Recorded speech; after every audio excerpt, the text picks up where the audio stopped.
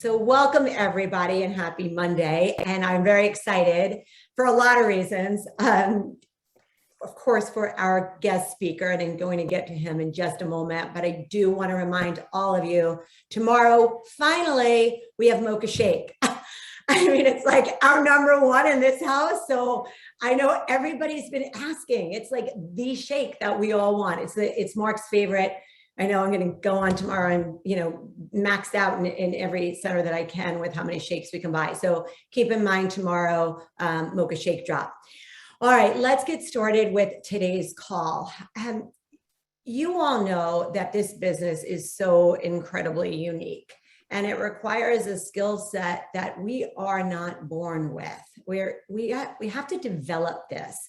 And a lot of us are introverts. And we think because we can get up and we can speak in front of people, or we can train, that we're extroverts, but we're really not. We're good at training, we're good at teaching, but when it really comes to the skills that are necessary to build this business, you have to be not bold, but super bold. And as I said, and I read this book for the second time, and I want to let all of you know, Fred was kind enough to ask me to endorse the book, and you'll see it on the back. It's incredible.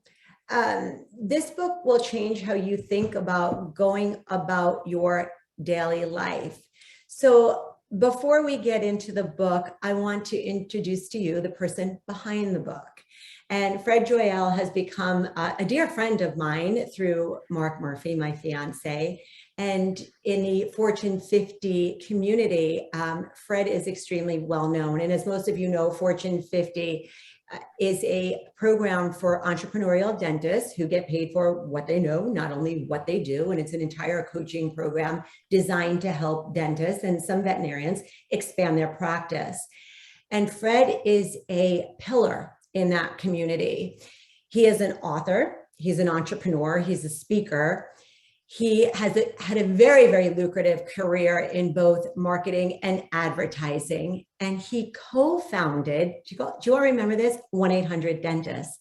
And 1-800-DENTIST over 30 years helped generate over $1 billion in revenue. He's written several books on marketing. He's dabbled in stand-up. He's been seen in a few really bad movies, but amazing commercials. He's an avid cyclist, for those of you athletes out there. He's a horrible golfer, and he even dabbled in stand-up. So imagine what it takes to really get out there and dabble in stand-up. I'm going to throw this in because Fred's a friend of mine. He's also an eligible bachelor living in California, for all of you hot single ladies on the West Coast. He's an incredible human being who generously gives back. And we always wind up sitting next to each other at the dinners. And I always have just such a warm feeling from Fred. He really cares about human beings.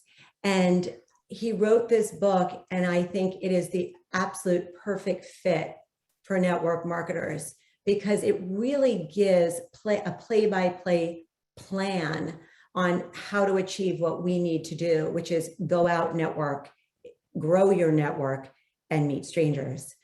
So Fred, I want to welcome you to the call, and I am very grateful that you're able to join us at 9:30 in the morning on a Monday after leaving Vegas.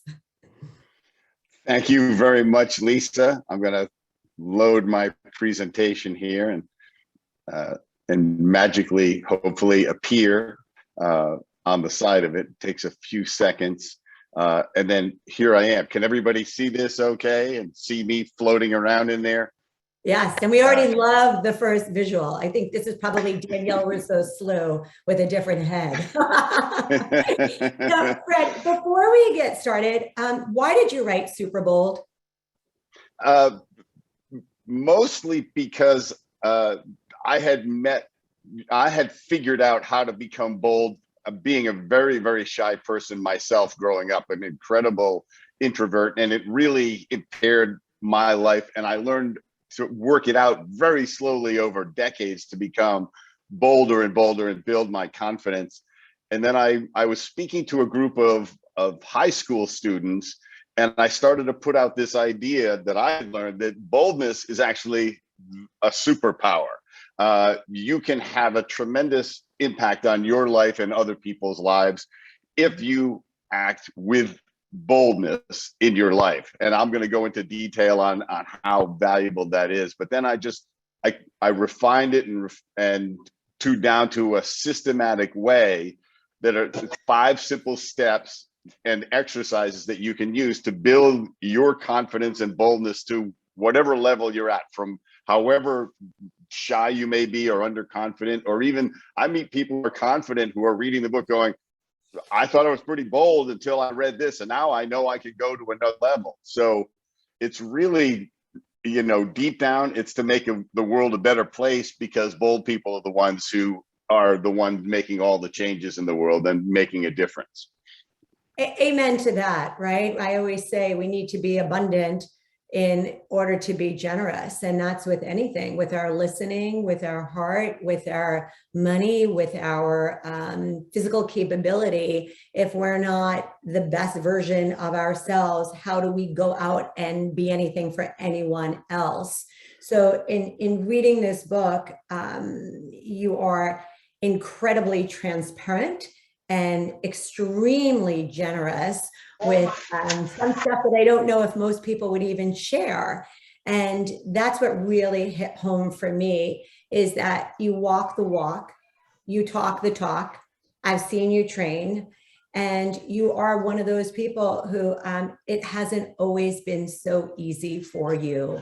And I really, I think sometimes in our business, people, when they get knocked down, it takes them almost forever. They think they're up.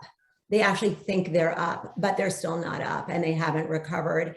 And you clearly have. So I'm going to mute out, and I'm going to pass this on to you, my friend.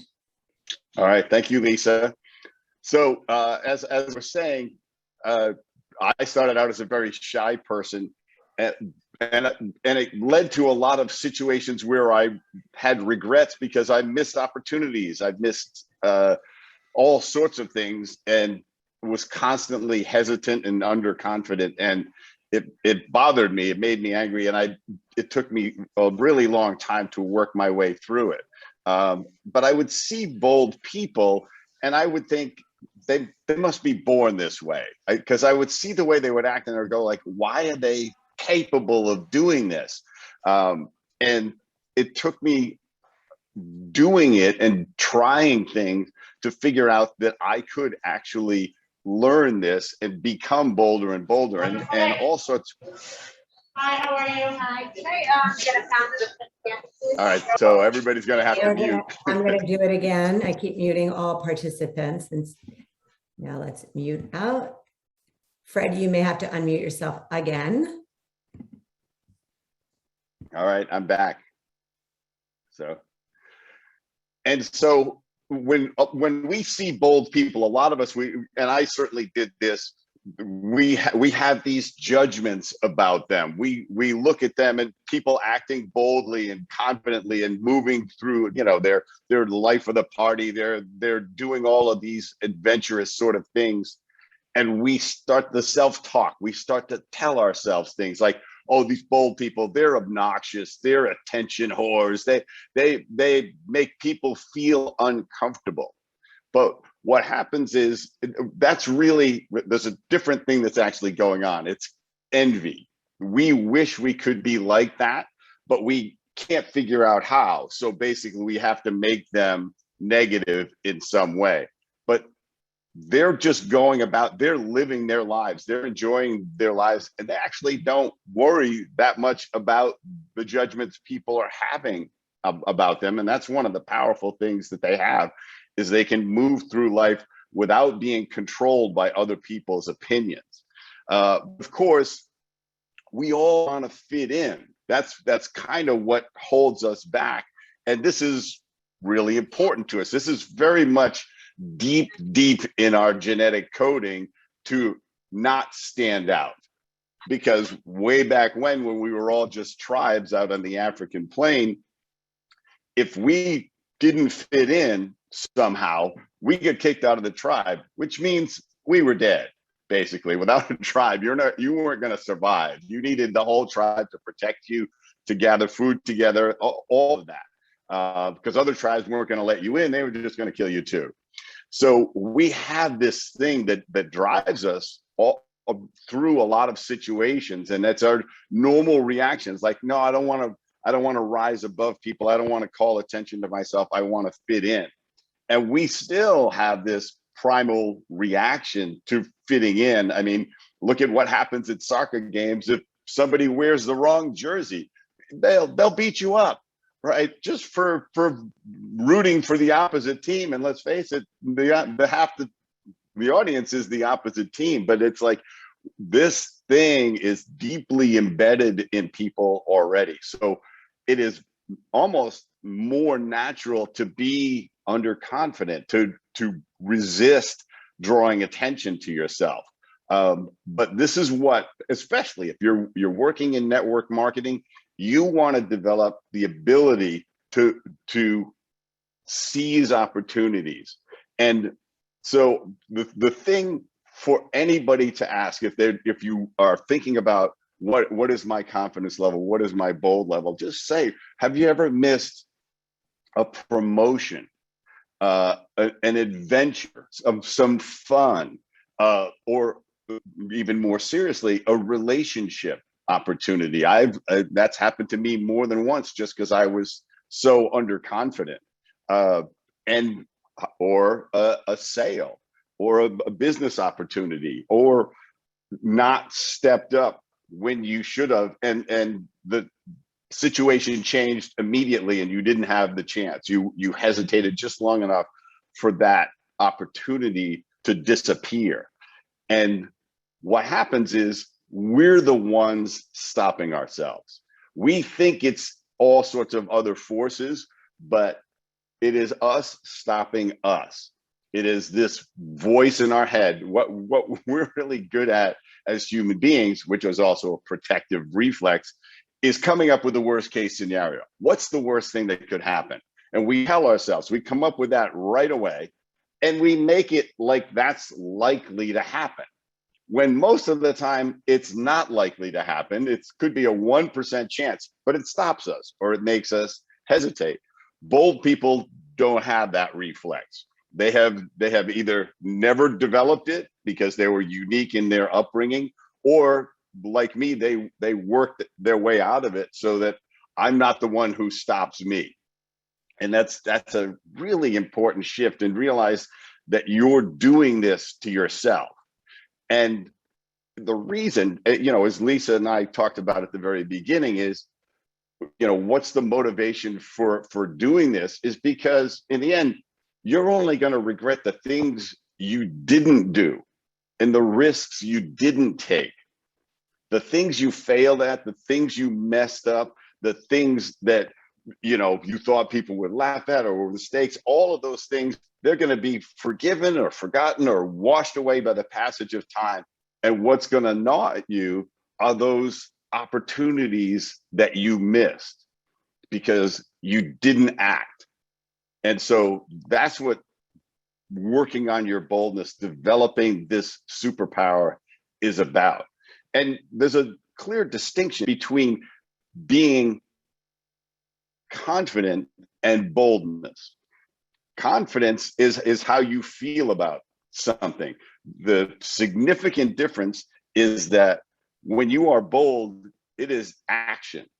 It is confidence in action. You are doing things. You don't just feel a certain way.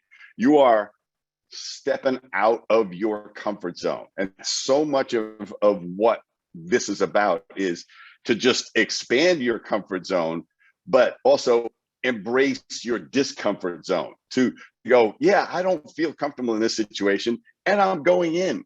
I am jumping right into it. And, because most of the people, and this is how we get ahead in the world, is most people are never going to do this, is they are striving to stay comfortable all the time. Bold people, and hopefully you will develop an appetite for this as well, their comfort zone is where they go back to refresh themselves so that they can go back into their discomfort zone again and seize new opportunities and experience the fullness of life. And bold people just generally have a really good time, and they're generally really successful because they've learned to enjoy risk and realize that failure is just an integral part of their life, and it just has to bounce off of them. But they're also the only ones who really make the world different, that they step out, they step up, they try things that everybody else's voice is telling them they're going to fail at, or they're going to be embarrassed about, or people are going to laugh at them, or they're going to get hurt. And bold people go like, it doesn't matter. I have to get to this. And that's why you see these people who are doing these sometimes incredibly risky things, like Malala here in the lower right-hand corner, basically was shot in the face for defying the Taliban. And she's an international speaker. So if somebody shot me in the face, I think I might back off a little bit from my boldness. And she's just kept right on going. And that's what we see in bold people. And also the other thing that I started to mention, this is my ex-wife, who was a very bold person. And we were in Monaco, and there was this church, this chapel at the top of this hill, and there's a sign. You can see the sign if you look closely. It says in 6 languages, basically, do not enter. And this is her entering because she wanted to see what they didn't want her to see, or she didn't see that the door was open. So she went, well, it says no visitors, but I'm just going to peek inside. And because she knows what bold people know, was that 99% of the time, nothing bad happens. The most that's going to happen to her is they're going to ask her to leave. She's not going to get arrested. She's not going to get thrown in jail. She's, nobody's going to pick her up and carry her out. None of those things are going to happen. And so she's on this voyage of discovery, and she's a photographer, so anything interesting to take a picture of, she was going to go find it. But this is really an important insight to have, is that most of the time it's only the voice in your head that's come up with what bad is going to happen, so you stop yourself. And you don't want to keep doing that. You want to defeat that. And of course, one of the most important life skills, and this takes boldness and confidence, is to meet whoever you want, to never be intimidated by meeting someone, that you don't approach them and behave in a normal way and have a normal interaction. You can have an incredible life by meeting the people that will have a profound effect on your life, or that you could have a profound effect on somewhere along the line. This is Sir Richard Branson, who is obviously a multi-billionaire. I think he's got 7 companies that are multi-billion-dollar companies, and started over 400 companies. He's a wonderful, playful, inspiring individual. And I managed to play chess with him. And I beat him the first time, by the way. That's one of my bragging rights. I never beat him again, but I play such an unorthodox game that I managed to beat him. And he immediately set the chessboard up again and for the next game. But just a delightful man. And, when we talked about all sorts of stuff, because I didn't do that thing that most people do, is like, could you tell me how you did this in your business and stuff like that? The last thing he wants to be is interviewed again. He just wants to have fun and have a normal conversation. We talked all different topics while we played chess. And it was, and because of it, and there were a bunch of other people there. Every night at dinner, there'd be 30 people, and he'd say, sit across from me. And so that we could continue the conversation. And it's just because I behaved like he was a normal, regular person, and I was. So that's a skill you want. And one of the important things to know in life is that you can't die of embarrassment. This is a thing we really tell ourselves. It's like we fear embarrassment so much. This is what's interesting. And being embarrassed is a choice that you make. It is not necessarily guaranteed to happen. You can choose to be embarrassed or not be embarrassed. I could be at dinner and spill wine on myself in front of 8 people and, you know, right on my white shirt or whatever. I could be totally embarrassed about that and think, oh no, I'm going to have this stain on my shirt the whole night, and try to find a way to cover it up or something like that. Or I could just say, this is why my dry cleaner loves me.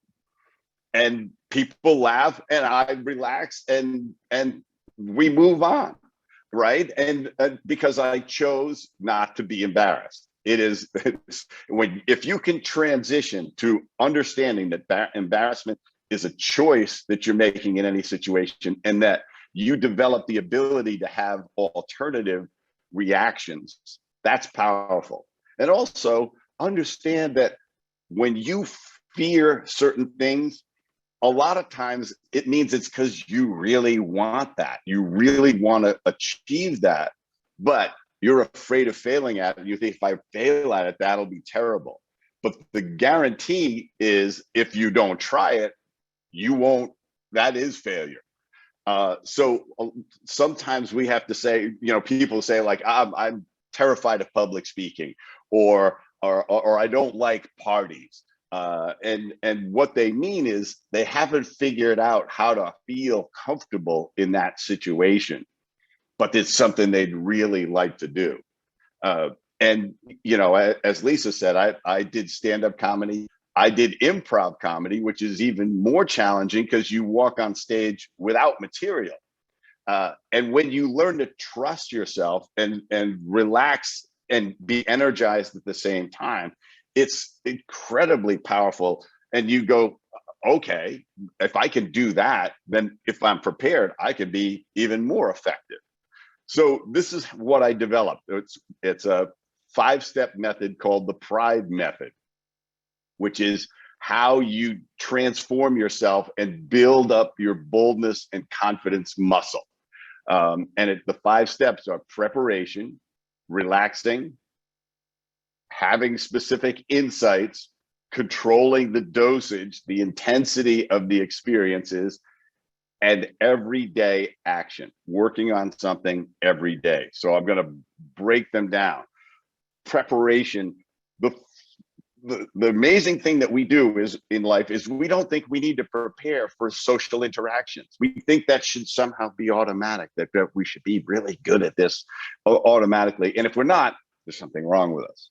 Whereas if you prepare yourself, if you think about what you're going to say, or how you're going to react, or any of those things to the point where you feel like you have the right words to say, or you're comfortable, or you've changed your energy. Now, the other thing I want to say is this: the Pride method is really a matrix. These things, there's not necessarily even something you do in order. They all affect each other.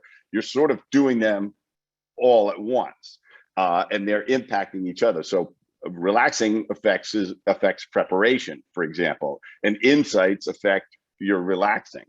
But you want to prepare for certain, as you're doing something in your discomfort zone, you want to prepare what you're going to say, what you're going to do. The next step, and so it just means rehearsing. It's like, I wouldn't be doing this presentation with you without having rehearsed it several times, and without having readjusted my slides and to flow the way I want to.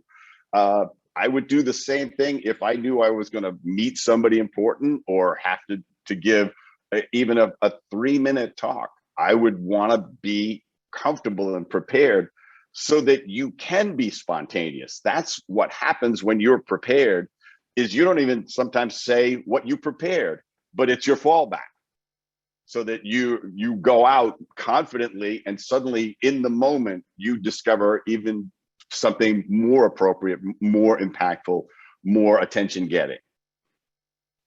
One of the things that I do when I go into certain situations is I've got a theme song that plays in my head. and actually I've got a few of them depending on what the situation is. But you know, you want something that inspires your strut. This is Taylor Swift, and a lot of people talk about how she has a very specific strut, which is just exudes. She's tall and everything, so when she strides into a room, she projects it. But you know, she's just a young woman who's had all sorts of romantic challenges. You would think, oh, she must have a great life.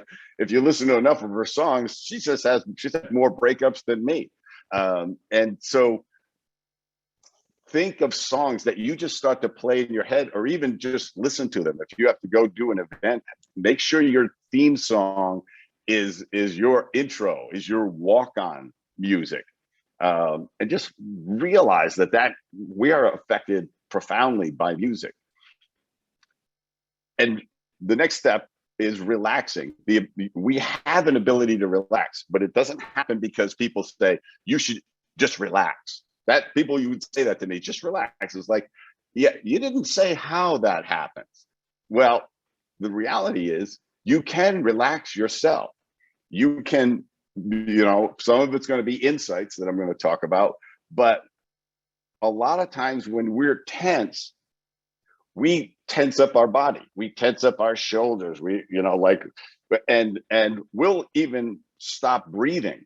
So what you want to do is you'll just shake your body loose, loosen your body up, drop it, you know, check out your physiology and see what you're doing, see what's happening, and loosen up. And then breathing is so powerful. If I'm going, you know, the last time I did a really big event, it was an audience of 5,000 people. It was just an enormous stage.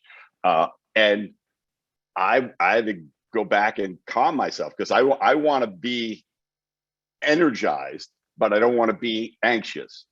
And so there's this exercise that you can do. The vagus nerve runs down the center of your body, and you can do breathing exercises that vibrate this, and it relaxes you. And it's just, you breathe in and you go,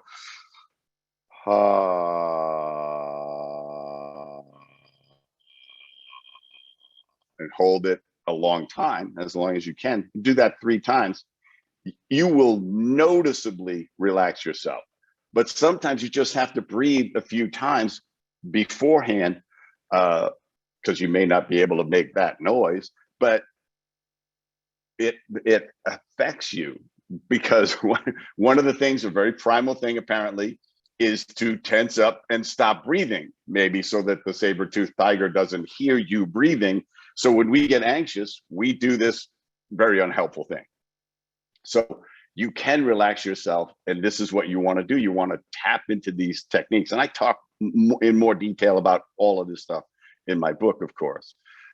Having an insight, and that one of the key insights I already mentioned is that nothing bad happens. This is what helps to relax you and prepare you, is understanding that 99% of the time, the worst case scenario, or even anything bad happening, is really, really unlikely. And if it does, it should just bounce off you. It's not as bad as you think, unless you make it so. This is so much in our heads. We categorize something as bad, but it's not necessarily bad. It's just we've decided to label it that. Here's another key insight, is we worry so much about what people are thinking about us. The reality is they're not thinking that much about us. They're thinking about who? Themselves. They think about us for a few seconds, and then they go back to their favorite topic themselves. So we get all these people they're judging me. They're thinking, yeah, they may be doing it. Do they even know you? Why do you care that they're judging you? You should rank whose opinion really matters. And I think it would be a very short list. And so you just have to dismiss the rest of those people. So one of the things you want to do is learn to reject rejection. This is what actors learn at an early age. This is a powerful skill if you're working in network marketing, because you just have to dismiss their rejection as something going on in their headspace, which you have no idea about. You don't know what's going on with them at all. So you got to get comfortable just saying, yeah, that I don't have to take on that rejection. You know, people who do cold calling for a living, they know that they're going to make 100 phone calls, 90 of them they're going to get hung up on. If they let that bother them, they wouldn't be able to work 2 hours. But it's got nothing to do with them. It's whatever's going on with that person. That person's busy, doesn't want to talk to anybody, not interested, cranky, or just not interested in any sort of interaction or that phone call.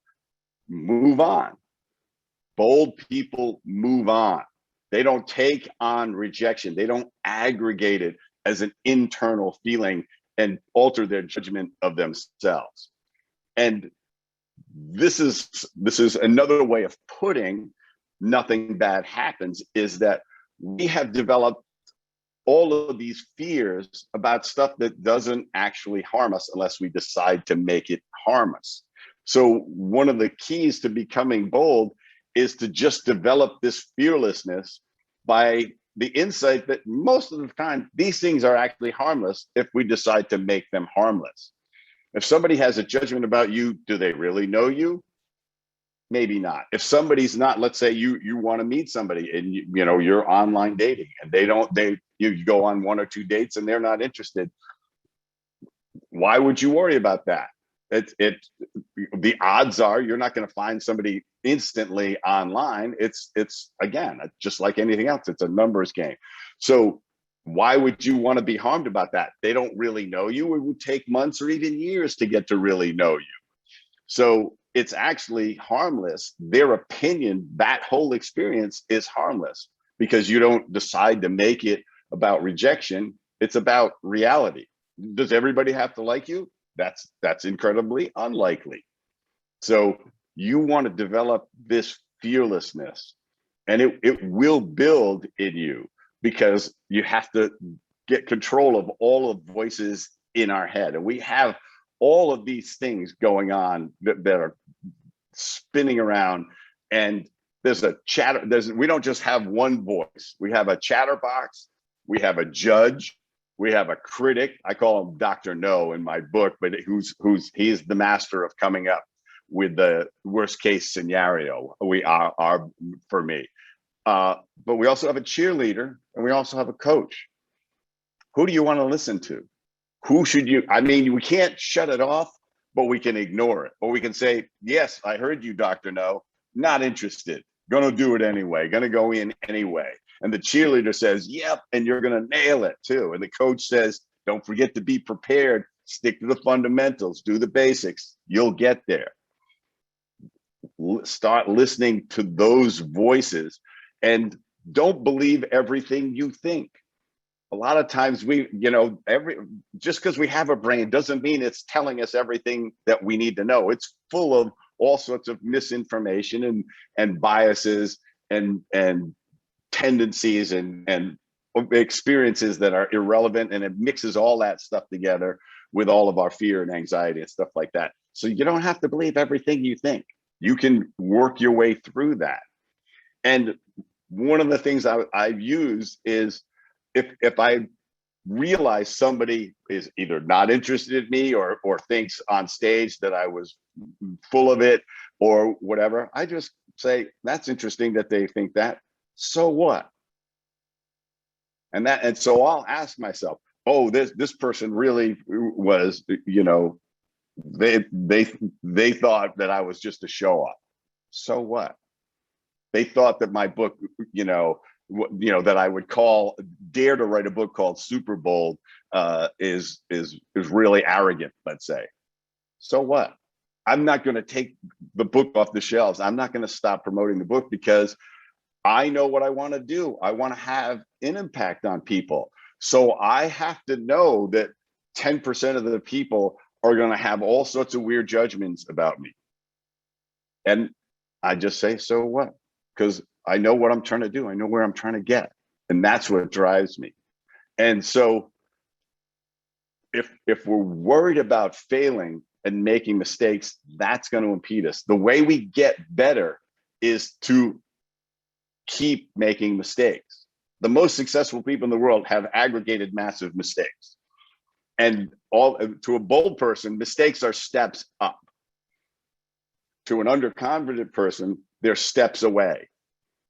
And so when we make a mistake and we fear making more mistakes, that's when we stop ourselves. And that's going to impair us from reaching our dreams. Most people, they don't fail at achieving their dreams. They give up on chasing their dreams.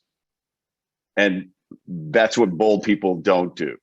The next step is controlling the dosage of the experience. As you're trying to build boldness, you want to control the intensity of that venture into your discomfort zone. If you're very shy at parties, don't go to a party where you don't know anyone as your first exercise. Go meet one person, meet two people, go to a small gathering where you might know some people. Whatever you're going to do, control the intensity of it. My book is designed with exercises that step you up through a series of exercises that increase the dosage and the intensity over time. And it's just like an exercise. You wouldn't start by bench pressing 400 pounds if you wanted to get stronger. You would control the dosage, the intensity of it, so that you get stronger. You build your boldness muscle. It is just like building any other muscle. And people get trapped in their comfort zone. They want to play it safe.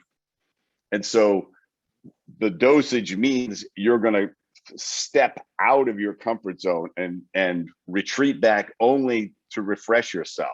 This is so important to realize that the discomfort is what's building your strength, but it can't be too intense. But you got to get out of your comfort zone every day to make a difference. And that's the key to building anything, but very much in the Pride method, building up your capability. You need to build your boldness muscle on an everyday basis. It's so critical. What we do every day changes how our brain sees us. When we do stuff on the weekends or occasionally, the brain knows we're a dabbler. When we do it every day, even if it's for 5 minutes, the brain says, oh, this is who we are. This is what we do. And also what happens is it starts to work in the background, in our subconscious.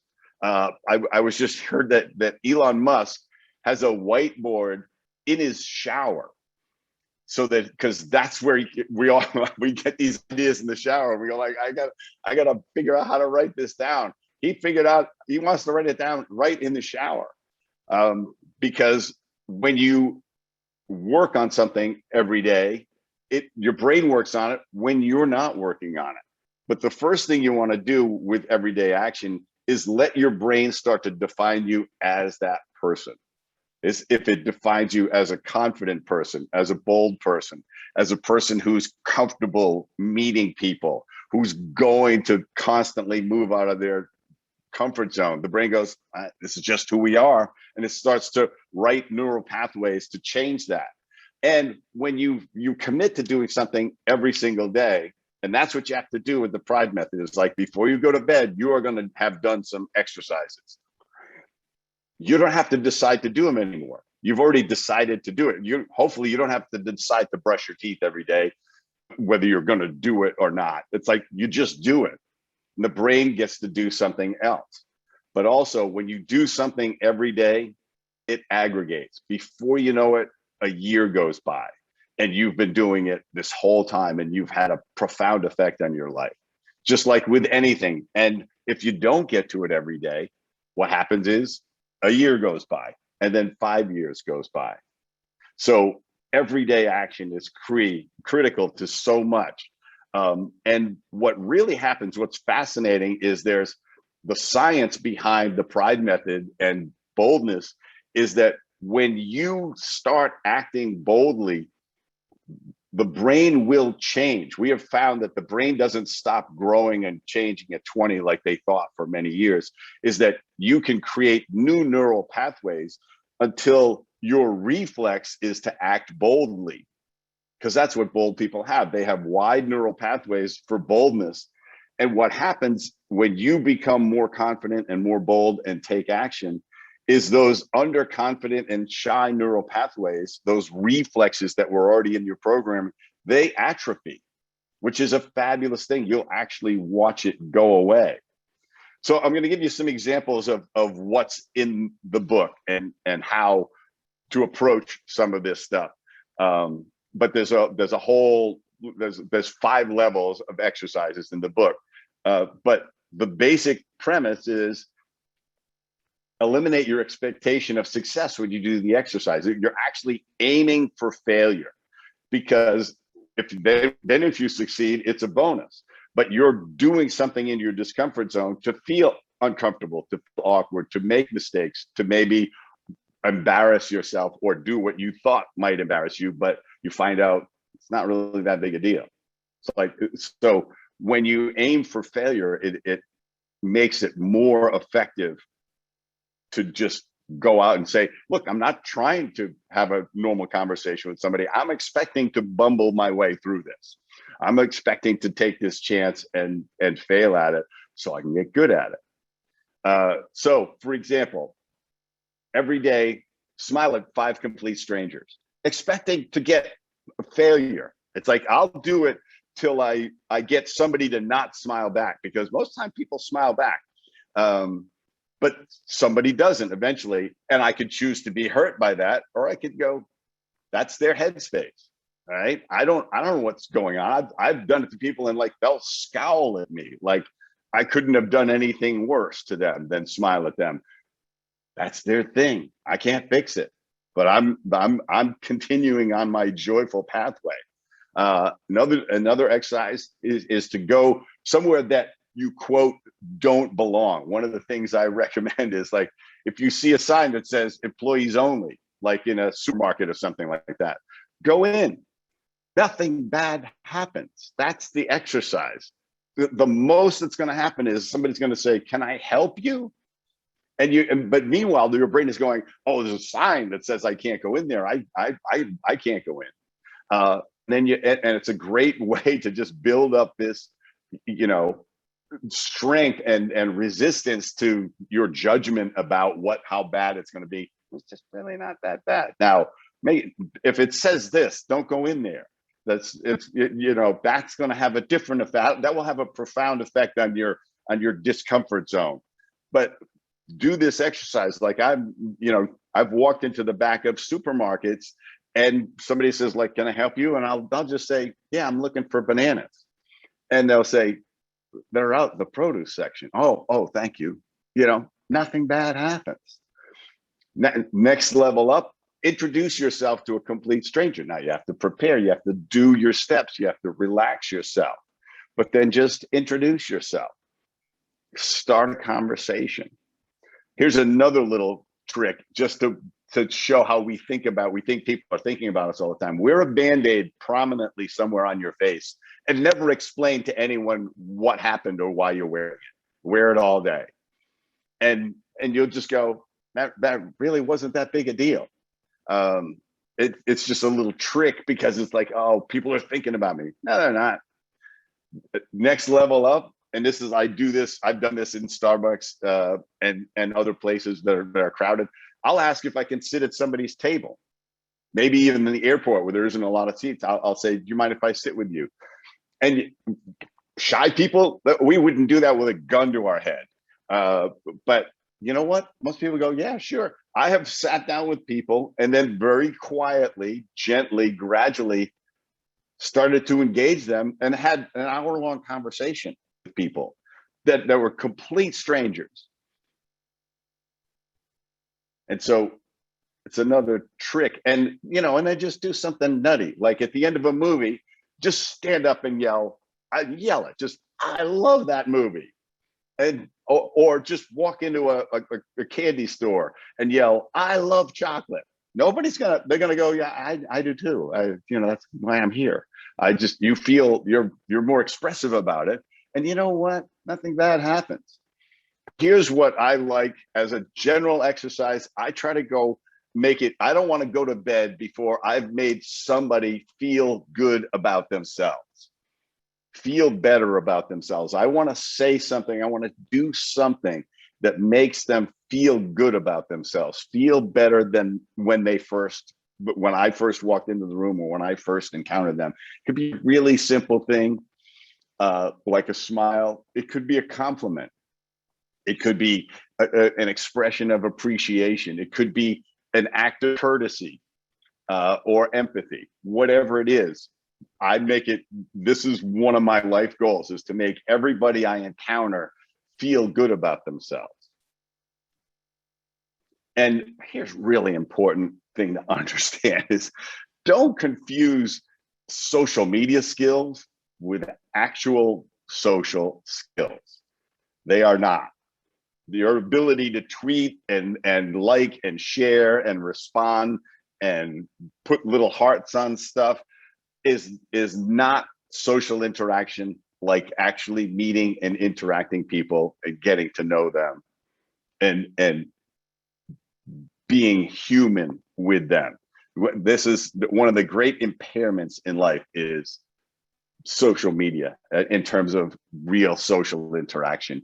It has its place, but it's a real great way to always stay in your comfort zone. Some really key basic social skills: make eye contact when you're talking to people. Shy people tend to look away. This is one of my worst things. This is why I mentioned this. I was terrible at making eye contact, even with people I knew and were good friends. It's so powerful. And then asking the right questions, not just asking questions, but questions that lead to a conversation, not yes or no questions, but something that opens them up. It's like, what's the best thing that's happened to you today? Or what's the most interesting thing that happened to you this week? Or when's the last time you saw your best friend and what happened? All of a sudden, it's a whole different interaction, and it's all about curiosity about them. It's asking questions. I've had entire conversations with people where they come away going, Fred was so interesting. We had a great guy. I never told him a damn thing about myself. I just asked them questions about themselves. And I said, and it would be like, tell me more about that. That's, don't get wrapped up in all of the traps. There's a whole bunch of things not to do. This conversation killers that I want to point out, which is these are 5 of them. Playing top this in a conversation. Whereas you start a conversation, you go, I just got back from an African safari and I saw lions and elephants and cheetahs, and they got nowhere to go. If you just climbed Everest, guess what? And didn't die. There's not much people they can contribute. All they can do is admire you, which is not getting to know somebody. Another thing that people try to do, especially early on, is they try to be funny. Now, some people are naturally funny. Most people are not. But when you're trying to be funny, comedy isn't that easy. And everybody has a different sense of humor. Some people hate sarcasm. I personally love it, right? But I also don't use it that much because somebody's a victim in sarcasm. Being nice, really easy. You don't have to be funny. You don't have to be the entertainer, because that's almost like topping this, okay? Playing top this. Embedding a hidden bias, a terrible thing. Let's face it, if you want to get in a political discussion, half the people going to totally disagree with you in this country right now. So why venture into that in the beginning? Why embed your bias about anything till you get to know that person? Offering advice that people didn't ask you for is another conversation killer. They start to tell you what's going on. Lisa tells me that her mom fell, and I begin to tell her exactly how her mom should be taking care of herself based on my vast medical experience. Instead of going, wow, that's really tough. Is there anything I can do to help you? Or is is there anything you need from me, or just if you ever want to talk about it, or if your mom needs a ride or something, let me know. We love giving advice, but unsolicited advice is generally bounces right off people, and they go, so let's start with, can I offer you some advice? And they'll go, yeah, okay, which means no, right? That's what you have to understand. So don't ask them a question instead. And then just being a know-it-all, just being, I'm a grammar fanatic, but I don't correct people's grammar, because that's just, or if they say something, they assert a fact and it's not critical to us living or dying, I let it go. I don't have to correct them. I don't have to be the one that knows everything, because it's going to kill the conversation. Another thing that we do, especially shy people, when they finally get to connect with somebody, is they start monologuing. It is like an uncontrolled, unbroken stream of conversation, because they finally get to talk to somebody and they end up monologuing. If you're not talking more than you're listening, you're not interesting. If you catch yourself monologuing, just stop and say, I'm really passionate about that, but let me ask you, you said you were just in Chicago. What did you do there? Get off the monologue train, because eventually they start figuring out how to get out of the conversation. I created a 5-step technique for making somebody feel like they're the most important person in the room.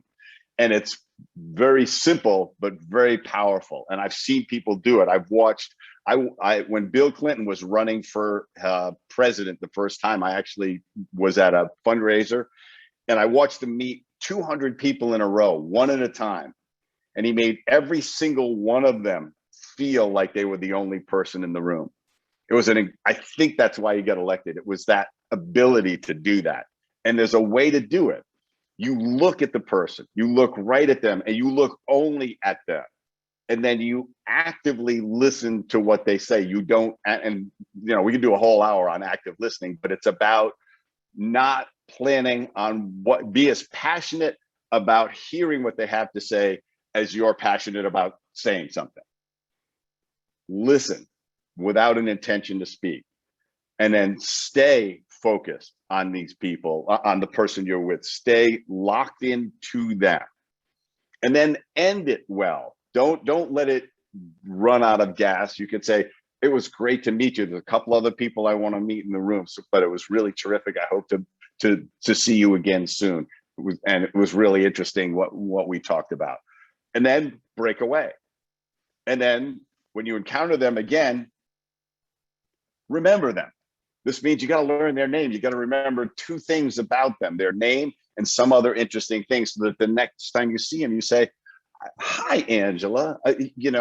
I'm still thinking about that pie place that you recommended, and I got to get myself there." Powerful stuff. So, pride method: preparation, relaxing, insight, controlling the dosage, doing something every day. These are the steps, and they're broken down in great detail in my book, along with a lot of other social skills that you want. So the thing to build your muscle is to make sure you commit to a bold move every day. Don't go to bed until you've done some kind of bold move, till eventually you want to do bold moves all the time.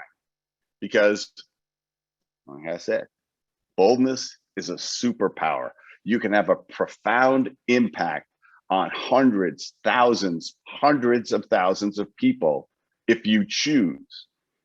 And it's all a choice. And the only person you need to get permission from to have the life that you want, the only person that you're going to need permission from is you.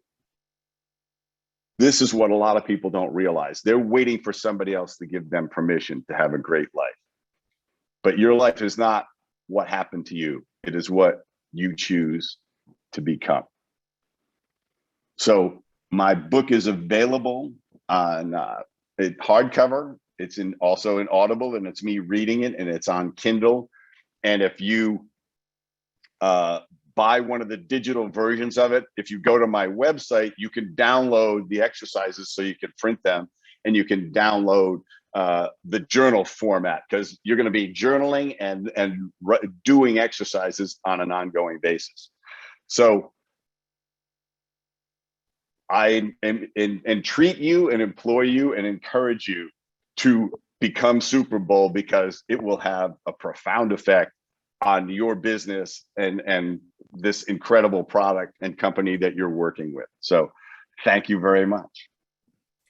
Thank you so much, Fred. I have probably 6 pages of notes plus all the journaling that I've been doing, and took so many takeaways.